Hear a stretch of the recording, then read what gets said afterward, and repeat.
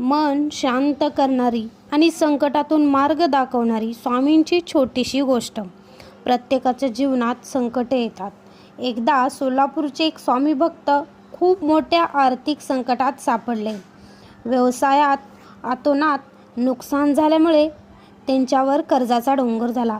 घरचा खर्च कसा चालवायचा आणि लोकांचे पैसे कसे फेडायचे या विचाराने त्यांचे मन रात्रंदिवस घाबरत असे. त्यांना शांत झोपही येत नव्हती.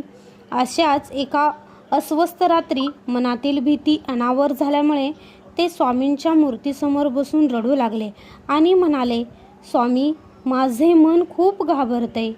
एवढा खर्च आणि कर्ज मी कसं फेडू? यातून मला बाहेर निघायचा रस्ता दाखवा.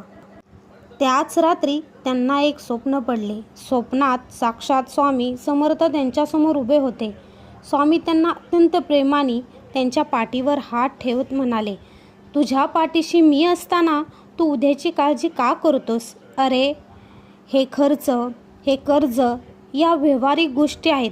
तू फक्त प्रामाणिकपणे तुझे कष्ट चालू ठेव आणि बाकी सर्व माझ्यावर सोडून दे. जे संकट आलं आहे ना, त्यातून निघून जाशील. मनातील भीती काढून टाक आणि फक्त श्री स्वामी समर्थ जप कर. दुसऱ्या दिवशी सकाळी जेव्हा ते जागे झाले तेव्हा त्यांच्या मनातील सर्व भीती गायब झाली होती. त्यांना एक वेगळाच धीर मिळाला होता.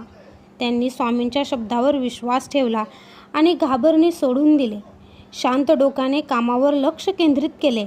आश्चर्य म्हणजे पुढील काही दिवसातच त्यांना व्यवसायात एक अशी मोठी अनपेक्षित ऑर्डर मिळाली. त्यातून त्यांना चांगला नफा झाला.